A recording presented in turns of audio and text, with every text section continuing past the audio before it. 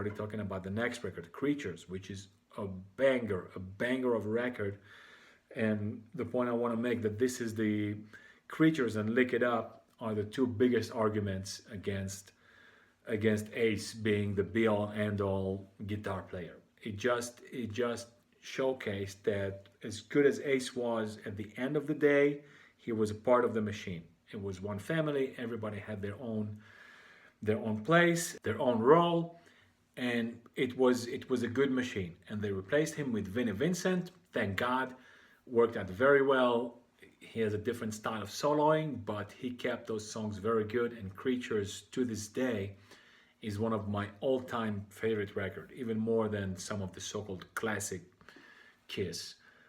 Very good, hard-hitting record. Sounds hard, sounds good, well made. So Creature, I think, was a big step up from all of their previous records in terms of playing, even in terms of songwritings, even if the songs are not that great or memorable, again in part because of the classic and the old charm of the older recordings, but they might have been technically better or professionally better, but they weren't so much objectively better or outright better from a fan's perspective than many of the very first super classics, let's just say. But a banger of a record, as is, in my opinion, the follow-up, which is Lick It Up. And here they finally took the makeup off. I think they understood that they're getting into a different era and that it doesn't work that much, and they need to concentrate on better musicianship and better songwriting and so on and so forth. And again, this record works wonders in my opinion. Hard hitting, hard sounding. Between Creatures and Lick It Up, it's kind of a toss, not really a coin toss. What I would say is I give Creatures the edges because it's a little bit more spontaneous. It has a little bit, not much more bite, even though Lick It Up is heavier. So from sound wise, it sounds more like a more heavy metal band. At the time, Exciter, the opener, is definitely a very good, great song from all perspectives. But there are a couple other songs that are not so memorable, whereas Creatures is really a very good. It maintains its pace, in terms of good songs and good a good vibe and a good sound throughout the entire length of the record. So one after the other, you just go and Lick It Up. Even though you could make the case that it's better produced, even technically and professionally better than Creatures, but the flow, like one good song after another, is not there. So that's why I think I would give Creatures a little bit of an edge. And now let's go back to our Australian friends, who by this time I think probably became American, or at least English. Although I don't know, maybe they still live in Australia, or maybe at this point they were. And after Back in Back, they release For Those About to Rock, We Salute You. So pretty cool. It's kind of a gatefold, and then you turn it off. It says For Those About to Rock, and on the other side, We Salute You. And this, at least from my perspective, was a very serious and very notable step down from Back in Back and Highway to Hell and Power Age. It was a little bit lackluster. The sound is a little bit dull, a little bit dusty, if you will. Difficult to. It doesn't have that explosion, even though the sound is not bad. The drums are not bad, but it's lacking something. And consequently, it's one of my least favorite AC/DC records. Not terrible, definitely listenable, but just by far not as much as the other. You got COD, Evil Walks, the opener For Those About to Rock, We Salute You. Night of the Long Knives is not a bad track, but overall definitely not their best. So I never really got into this record. So I watched a couple reviews of For Those About to Rock. I don't even remember the context. I think that it wasn't the main topic, but it was, if I'm not mistaken, it was Martin Popov who really came down hard on this record and saying that it's they tried to make a southern rock kind of record. I don't really hear it, but I definitely hear a loss in the quality of their sound. And I think what they did is that when they re-listened to Back in Black, they said, no, this is a little bit too polished. It's a little bit too studio-y. Let's go back to what we did before. And they attempted to do a little bit more of a Power Age slash Highway to Hell, and it didn't work out as intended. Be it as may, they moved on. Here they had a fallout either with management or the producer. I think this was in the recording phases of the next album, and they decided that they would produce the album by themselves. And they came out with Flick of the Switch, which is an unbelievable record, in my opinion. If you ask me to put the finger on only one, I think that this one would be it. It's just amazing. Flick of the Switch is, in my opinion, two hands down, the best ever. The record just bangs and rocks from beginning to end. They nailed the sound. The sound sounds amazing.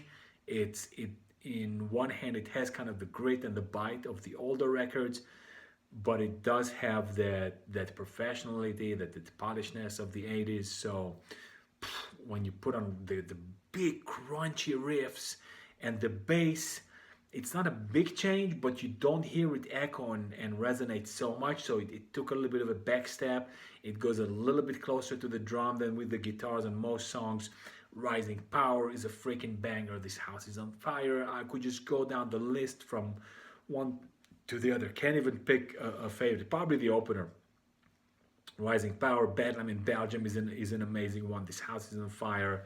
Nervous Shakedown. God for Hire. Man, this is a record that you can just play and flip it over and play it again and flip it over again. Amazing, amazing record. Like, if you have to have one AC/DC record, let it be this one. Flick of the Switch. Again, majority opinion disagrees with me, but it's their loss. They're driving against the traffic, not me. Next up comes another interesting one, Fly on the Wall, and I love this one as well. Here they ditched Phil Rudd. There was something going on. I forgot already what, but they took one Simon Wright, who I don't even know what else he ever did besides for one Dio record a couple years later. But this record is not halfway bad. A lot of people accuse it to be too 80ish. I kind of can hear it. They went back a little bit to the sound of Back in Black, but I like it. I like it a lot. I'm not going to tell you it's crazy, amazing, and their best ever, but the title song "Fly on the Wall" is an absolute banger, and so is so is most of the rest of the album. Playing with Girls is a big one. Danger, they're all Hell or High Water.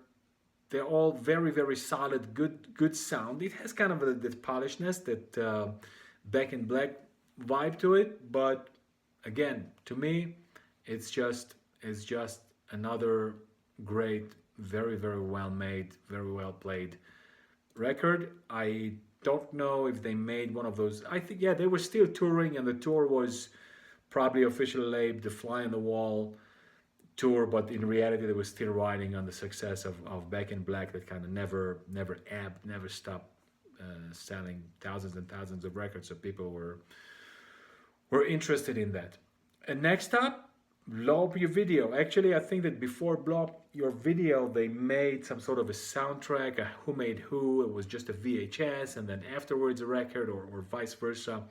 I don't really remember. There was mostly a compilation, so they had the famous song off of Back in Black, You Shook Me All Night, and some other biggest hits, or maybe there was a soundtrack for a movie. Anyway, not super interesting. I think that there was a single or a B-side that was included on that record that you can't find on other studio albums.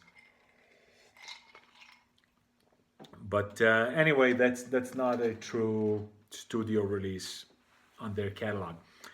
Next up, Blow Up Your Video. Again, a very decent album, going in kind of the same direction. You can make the case that it's a fly on the wall #2 with the same, actually a little bit even more polished production.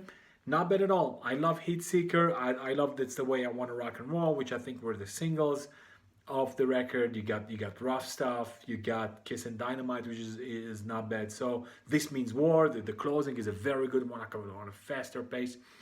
Good record all in overall.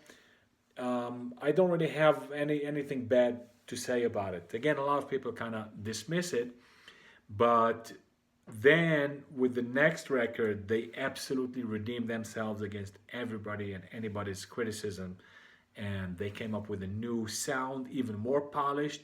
I think that from all the records, this is the one that sounds the most, on one hand, like Back in Black, but still has its very own personality, has a kind of a cool, slick, metallic feel to it, almost like an Iron Maiden in some sense in the guitars. The first time that they did this kind of sound, and still without abandoning their signature AC/DC overall sound and aspect. So of course, one hit after another. I Don't Need to Tell You, Are You Ready, Thunderstruck, Money Talks, Mistress for Christmas, Rock Your Heart Out, The Razor's Edge, of course, the title song, Shot of Love, Let's Make It, Goodbye and Good Riddance, probably the best track on the record. So it's an amazing record. I still remember the day I bought it in the record store. I was like 16 years old. I went into the record store and it just came out, and I picked it up, and it was one of the first records that I bought brand new and not used. Incredible record, ranks super high in my ranking of AC/DC. And so now let's go back to Kiss. And if you remember, we were with Lick It Up, which was a very good follow-up to Creatures. Lick It Up came out in '83, and they have their big fallout with Vinnie Vincent. Again, a lot of drama, Kiss style. I'm not sure how much the band themselves were involved in blowing it out of proportion or just making money out of it, but knowing them, especially Gene, he figured, hey, this is merchandise just like any other. I can sell you a t-shirt, I can sell you a poster or something, and I can sell you drama in the newspapers. So I have a feeling that the band, even if in this stage they weren't yet purposely amplifying all the drama in the press, but very soon after they would figure out that this is just a product like any other product, and they can capitalize on it. But anyway, they come up with their next record, Animalize, after Lick It Up. I'll tell you right off the bat that Animalize is a very solid, good sounding, good record. However, after Creatures and Lick It Up, it does feel like a left turn. Not a super sharp left turn, not like a very obvious left turn, but they again making the same mistake that they kind of started to do with Dynasty and going to a little bit to the too slick, too polished. You see, AC/DC did that to some extent, but within the confines of good taste and what fits the band. And Kiss never really knew their boundaries. However, to their credit, I'm going to say that this didn't sound as cheesy as the American glam bands. At the time, it was called glam. No one used the term hair metal. And funny thing is, between me and myself and maybe my friends, we didn't have a word for glam metal or these makeup and all these kind of bands. So we called them Kiss's children, which to some extent it was true, because Kiss, even at that time, they were showing them, hey kids, this is how it's done.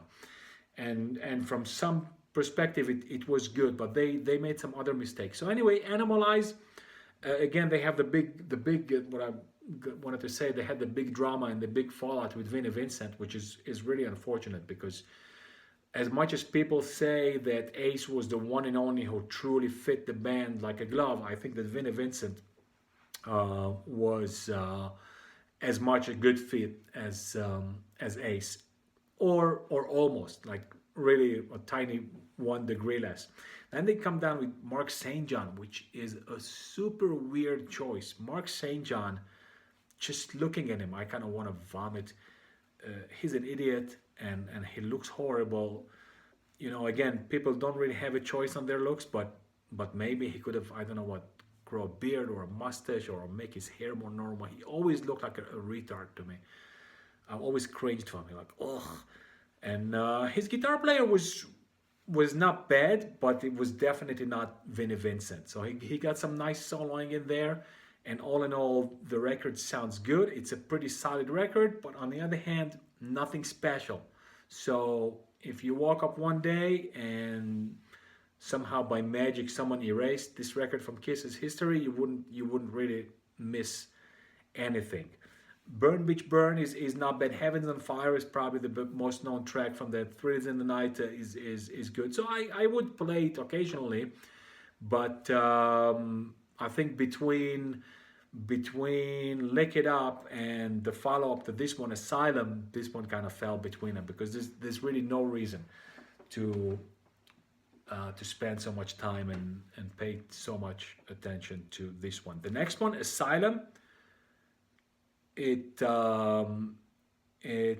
gives the debut. It introduces, that's what I was looking for. It introduces Bruce Kulick, very accomplished musician. Again, Kiss fans, of course, had to hate him. In my opinion, he's head and shoulders a way better musician and definitely a way better person than Ace Frehley. But again, he's a Johnny Come Late. He came 15 years or so after the foundation of the band, after they had already all of their classics and their legacy. So he has to step into Ace's shoes. To me, two hands down, he beats Ace in practically any department except maybe the solos on the classics, which, like I said already, most people or a lot of people are under the impression or claim that they were the ones that truly fit the band and the music of the band at the time. But Asylum to me is a very, very good record. Not as good as Lick It Up and Creatures, but to me it stabilizes the band and makes them a valid new decade, new Kiss. To some extent, you could claim that they abandoned their classic, their traditional sound. On the other hand, you can say that this is just a more modernized sound, and I'm kind of feeling a little bit closer to this perspective. So it's still Kiss, but again, it's not Love Gun, and it's not Parasite and Going Blind again, of course. So I think in this department, AC/DC beat them two hand out. AC/DC really found a way to make one formula, just leave it as it is, do always the same, and still find something creative, some good idea to make it still not exactly as the same thing. And now comes the king of cringe, or unfortunately almost, but this record, I'm almost about to say that it's a pile of vomit. To its credit, it didn't really cross completely the line. It didn't completely go off the cliffs, but Crazy Crazy Nights, again, this is definitely one record whose sole reason to exist is to put it to complete the whole series, if you want to have all of their records. I'm not going to say that it's plain old disgusting, but it's not far from that. Actually, the musicianship and making the songs is not bad, but how they try to be commercial and sound like that is just pretty plain horrible. And Bruce Kulick shines on this record. Listen to the intro and the solo on No No No. There's a good one on Fight to Hold You. So there's definitely good bits and pieces here, but they definitely went off to the wrong direction. And what's interesting that this is was already 87 when a lot of bands woke up already. 87, if you remember, is the year of Guns N' Roses when they came out with their famous record Appetite for Destruction. I'm sorry. And you know the media was all over them that this is a new era, and already late 60, kind of 86, I meant to say late 86, early 87, the media was already starting to talk with derision of with all these glam bands and the big hair and the big makeup, and that's when people started to say that things got out of hand. Twisted Sister kind of got over themselves, right, with Love Is for Suckers, which is not a bad album. Love Is for Suckers, I think, doesn't sound worse than this record, than Crazy Nights, or not by much. It's just that stupid album cover and the cheesy words to the record. So some bands didn't wake up in 87. By 88, if you remember, Iron Maiden was going back, I meant to say Judas Priest, after being accused of selling out with Turbo, right? Iron Maiden didn't go that far with Somewhere in Time, and again when they came back with Seventh Son of a Seventh Son, that was something else. They really reinvented the wheel with that one in a big sense. But let's get back to Kiss. So Crazy Nights put an X on it, disgusting record. Again, from Kiss's perspective, you know, if it was a young band with a lot of makeup, if it was a Motley Crue record, you would have said, hey, it's not as bad as you would have expected. But they weren't able to compete with the Kids. And another, well, I will mention it. They did release a compilation at this point, or about a year after Crazy Nights. Smashes and hits and thrashes, yeah, smashes, thrashes, hits. And they did 2 independent songs on it. One of them I forget, but the other one is Let's Put the X in Sex. My goodness, the level of prostitution and degradation and denigration of themselves. Like, if you want to not sleep for 3 nights straight and just vomit, go watch the music video for Let's Put the X in Sex. Horrible. How they could come as bad and stupid, as cheesy as the music videos were from Lick It Up.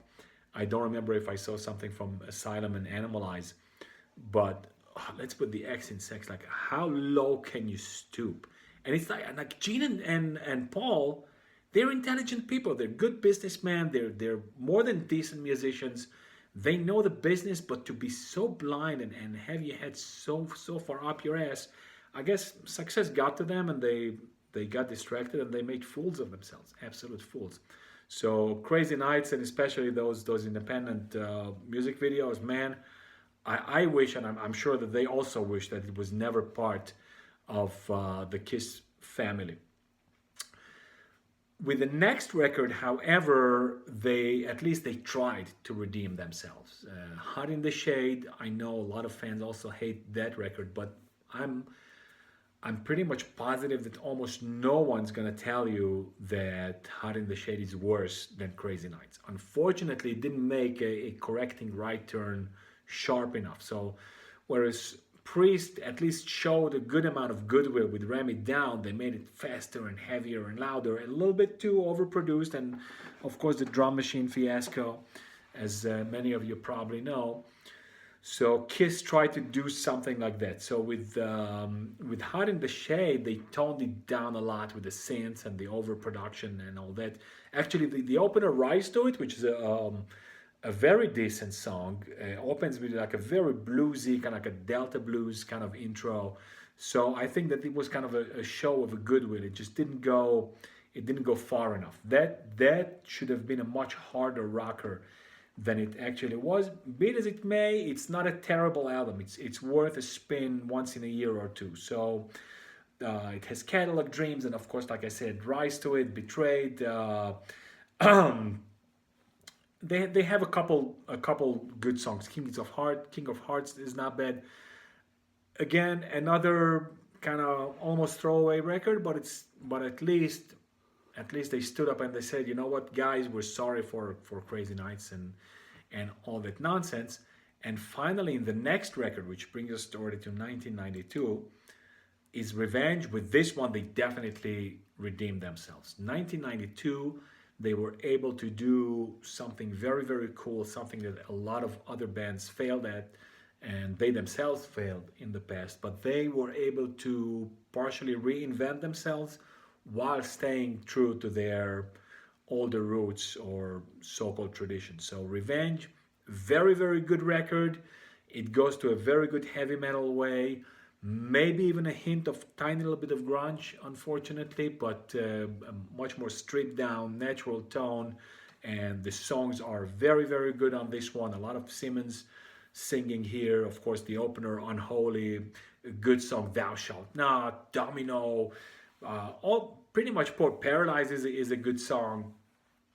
They have a little bit of car jam. Eric Carr died during the sessions just as they were going to release the record. Oh, Take It Off is a good one. So they were able to make like a cheesy, kind of dirty, filthy song in 1992, which was a little bit past due, not that fashionable, but still make it good. The song itself is good. So with Revenge, they definitely hit a big winner here. So good for them. I think they redeemed themselves. They were, of course, without the makeup already for a long time. They kind of put on more leather and made themselves look a little bit more macho. And I think it worked in their favor. And they got a new drummer here, Eric Zinger, who previously had worked with Gary Moore and Black Sabbath, and is just a banger of a drummer. He was also in the band Badlands. And so they hired him. And now, after Revenge from Kiss, we are going to go back to AC/DC, which brings us to mid-90s, 1995, with Ball Breaker.